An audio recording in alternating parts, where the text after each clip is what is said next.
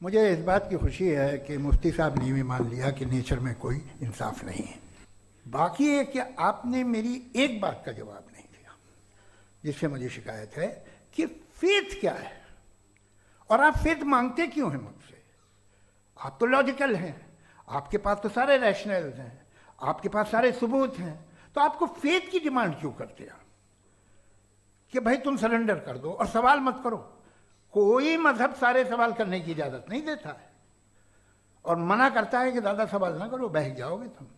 कमाल ये है कि दुनिया के सारे मजहब सब जानते हैं ये दुनिया कैसे बनी थी, कैसे मिटेगी, मरने के बाद क्या होगा, इनको सब इल्म है। इनको किसी को डायनासोर होते थे पहले ये नहीं पता था, किसी को नहीं पता। किसी भी दुनिया की मजहबी किताब में डायनासोर का जिक्र नहीं है। जिस दुनिया में आप बैठे हैं सर, ये हॉल जो है, ये इलेक्ट्रिसिटी जो है, ये माइक जो है, जिस हवाई जहाज से आप आए थे, वो जिस कार से आप यहाँ आए हैं, ये सब उन लोगों की बनाई हुई है जिन्होंने सवाल किए थे।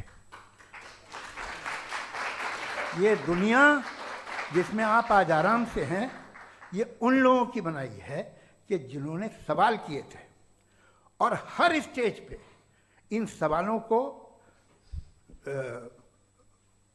मकरूह कहा गया था, गलत कहा गया था। तो आज जो बातें आपके जहन से बिल्कुल परे हैं और आप हैरान होते उन्हें देख के, एक वक्त आएगा कि मामूली लगेंगे। और हुआ है, आपकी इंसानी तारीख ही है। इतनी जल्दी सारे फैसले आप मत कर लीजिए, थोड़ा ये ह्यूमिलिटी रखिए कि भाई ये हमें नहीं मालूम। ये कहने में क्या आ रहा है, ये यूनिवर्स कहाँ तक फैली, ये कब से है और कब तक रहेगी, हमें नहीं मालूम। आपने फैसला कर लिया कब बनी। ये आपके हिसाब से कोई 14 बिलियन ईयर बनी जो समझा जाता है। उससे पहले हजारों करोड़ों अरबों साल तक खुदा बैठा क्या कर रहा था? खामोश बैठा था, ऐसे ही जमाइयाँ ले रहा था। फिर उसे आइडिया आया, यार एक काम करते, वक्त अच्छा गुजर जाएगा, यूनिवर्स बनाते।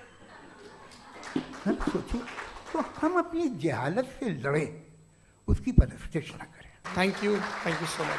तर्कों की श्रृंखला में राउंड 2 के लिए मुफ्ती साहब को आमंत्रित कर रहा हूँ। शुक्रिया।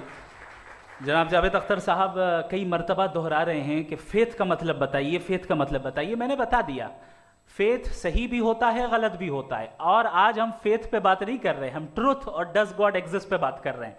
क्या डज गॉड एग्जिस्ट, ये ट्रुथ यानी गॉड है या नहीं है, इसमें से दोनों ट्रुथ क्या है। अब आप उसे फेथ कह लें, बिलीफ कह लें, नॉट माई बिजनेस। उसके बाद आपने कहा कि भाई सवाल करने से मजहब रोकता है।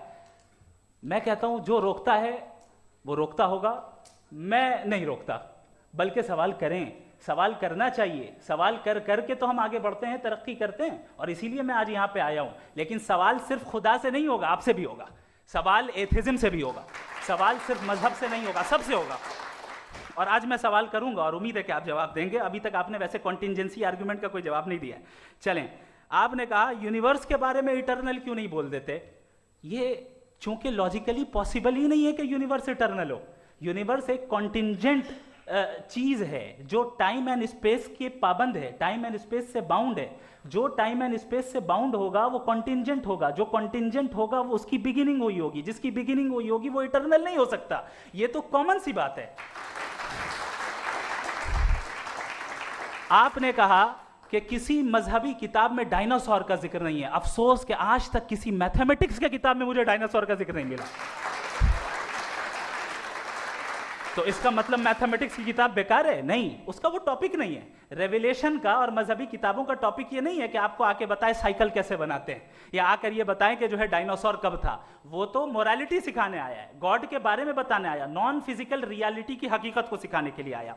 रिलीजियन साइंस को रोकता है? नहीं रोकता। अगर रोकता है तो गलत करता है। रिलीजियन साइंटिज्म को रोकता है, जिसमें हमारे जावेद साहब मुब्तला हैं। साइंस और साइंटिज्म में फर्क है। साइंटिज्म यह है कि आप समझें कि साइंस और साइंटिफिक मेथोडोलॉजी ये नॉलेज को हासिल करने का वाहिद सोर्स ऑफ नॉलेज है। यह है साइंटिज्म। हम इसे रिजेक्ट करते हैं। उसके बाद उन्होंने कहा कि भाई हमें नहीं मालूम। अगर नहीं मालूम तो क्लियरली कह देना कि नहीं मालूम है, इसमें क्या हर्ज है।